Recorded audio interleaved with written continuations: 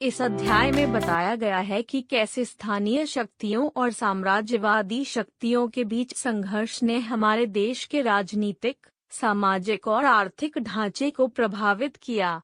जब भी किसी क्षेत्र में विद्रोह होता है, तो वह केवल एक आंदोलन नहीं होता, बल्कि यह उस समय की सत्ता और उसके खिलाफ उठने वाली आवाजों का भी प्रतीक होता है।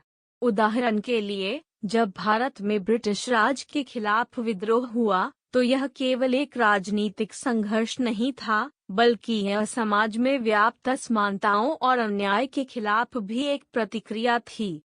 तो इस अध्याय के माध्यम से हम समझते हैं कि विद्रोह और सत्ता का रिश्ता कैसे समय के साथ बदलता रहा है और यह हमारे इतिहास को कैसे आकार देता है। जब हम विद्रोहों को देखते हैं, तो हमें समझ में आता है कि ये शासन की नीतियों को चुनौती देते थे।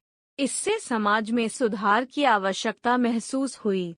उदाहरण के लिए, जब लोग करों से परेशान होते हैं, तो वे विद्रोह कर सकते हैं, जिससे सरकार को अपनी नीतियों पर पुनर्विचार करना पड़ता है। इस अध्याय में हम यह भी देखेंगे कि राज और विद्रोह के बीच संतुलन ने इतिहास के विकास को कैसे प्रभावित किया। विद्रोहों ने न केवल शासन को चुनौती दी, बल्कि समाज में बदलाव लाने का भी काम किया। तो विद्रोह के पीछे केवल राजनीतिक कारण नहीं होते, बल्कि ये सामाजिक और सांस्कृतिक मुद्दों का भी परिणाम होते हैं। प्रारंभिक साम्राज्यों से लेकर ब्रिटिश राज तक लोगों में असंतोष हमेशा बना रहा।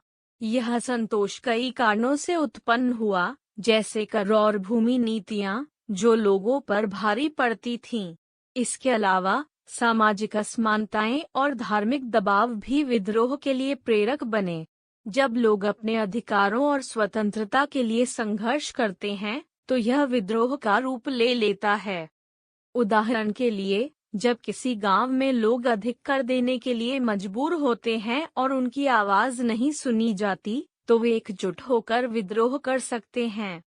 इस प्रकार भारत के इतिहास में विद्रोह और सत्ता के संघर्ष का यह सिलसिला हमें यह समझाता है कि कैसे विभिन्न कारक मिलकर असंतोष पैदा करते हैं और लोग अपने अधिकारों के लिए लड़ते हैं।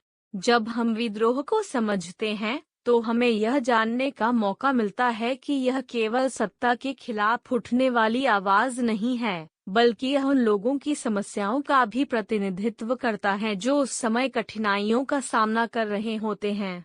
उदाहरण के लिए, अगर किसी गांव में किसान अपनी फसल की उचित कीमत नहीं मिल रही है, तो वे विद्रोह कर सकते हैं। यह विद्रोह उनकी आर्थिक स्थिति और सामाजिक असमानता का परिणाम होता है।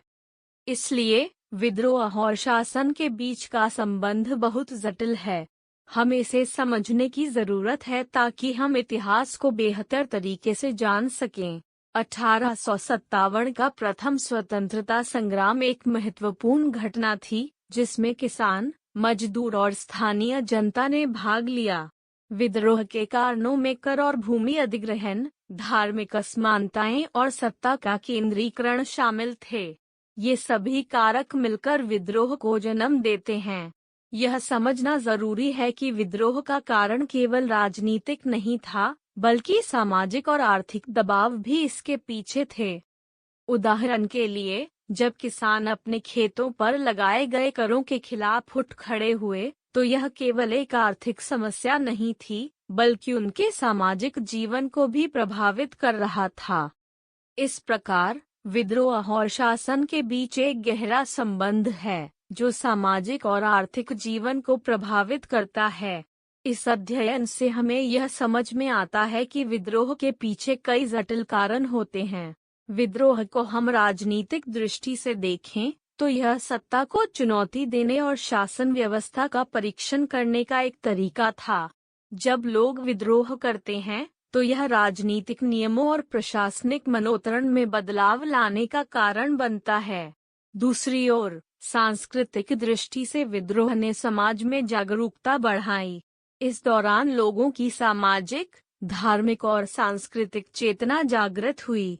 लोकगीत, कहानियां और साहित्यिक ग्रंथ इस विद्रोह की घटनाओं को लोगों तक पहुंचाने का एक महत्वपूर्ण माध्यम बने। उदाहरण के लिए, जब कोई समाज अपने अधिकारों के लिए लड़ता है तो उसके गीत और कहानियां उस संघर्ष की गूंज को फैलाती हैं। तो हम कह सकते हैं कि विद्रोह ने न केवल राजनीतिक बदलाव लाए बल्कि सांस्कृतिक चेतना को भी जागृत किया। जब हम विद्रोह को देखते हैं तो यह समझना जरूरी है कि यह समाज और शासन के बीच के संबंध को भी उजागर करता है। विद्रोह ने लोगों को एकजुट किया और उन्हें अपने अधिकारों के प्रति जागरूक किया। उदाहरण के लिए, जब लोग किसी अन्याय के खिलाफ खड़े होते हैं तो वे न केवल अपनी आवाज उठाते हैं बल्कि अपने सांस्कृतिक मूल्यों और पहचान को भी मजबूत करते हैं। इसलिए विद्रोह का यह पहलू हमें यह बताता है कि यह केवल राजनीतिक बदलाव का साधन नहीं है, बल्कि यह समाज में गहरी सांस्कृतिक और सामाजिक चेतना का भी प्रतीक है। इस तरह विद्रोह समाज और शासन के बीच के संबंध को समझने में महत्वपूर्ण भूमिका निभाता है। इस विद्रोह के प्रमुख केंद्र मेरठ, झांसी और कानपुर थे। यहाँ पर राजा, सैनिक और आम लोग एक साथ खड़े हुए। यह विद्रोह कई कारणों से प्रेरित हुआ, जैसे प्रशासनिक दबाव और आर्थिक अस्थिरता। जब लोग अपने अधिकारों के लिए एकजुट होते हैं तो वे शासन की नीतियों को चुनौती दे सकते हैं। यह केस स्टडी हमें यह सिखाती है कि कैसे स्थानीय और राष्ट्रीय स्तर पर विद्रोह जनता की सक्रिय भागीदारी का महत्व दर्शाता है। उदाहरण के लिए, जैसे एक टीम खेल में मिलकर जीतने के लिए प्रयास करती है, वैसे ही इस विद्रोह में भी सभी वर्गों ने मिलकर एक लक्ष्य के लिए संघर्ष किया। इस प्रकार 1857 का विद्रोह न केवल एक संघर्ष था, बल्कि यह भविष्य के आंदोलनों के लिए भी एक प्रेरणा बना। राजनीतिक दृष्टि से विद्रोहों ने सत्ता को चुनौती दी है। इससे प्रशासनिक नीतियों में बदलाव आया है। जब लोग एकजुट होकर अपने अधिकारों के लिए खड़े होते हैं तो यह सरकारों को सोचने पर मजबूर करता है। आर्थिक दृष्टि से विद्रोहों ने उत्पादन और व्यापार को प्रभावित किया। जब लोग विद्रोह करते हैं तो इसका सीधा असर उनके कामकाज पर पड़ता है। सामाजिक दृष्टि से विद्रोह ने लोगों में एकजुटता और चेतना को बढ़ाया।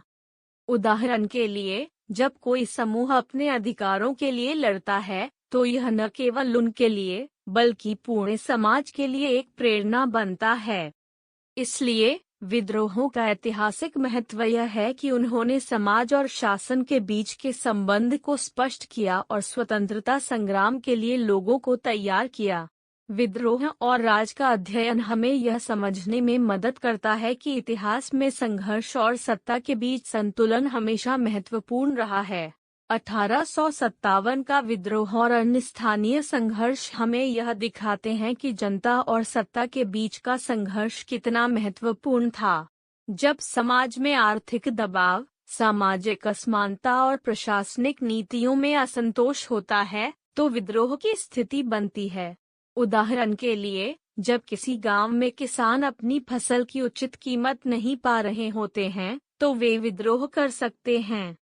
इस तरह यह अध्याय हमें यह समझाता है कि विद्रोह और शासन का संबंध कितना जटिल और महत्वपूर्ण है। इसका प्रभाव समाज, संस्कृति और राजनीति पर लंबे समय तक बना रहता है।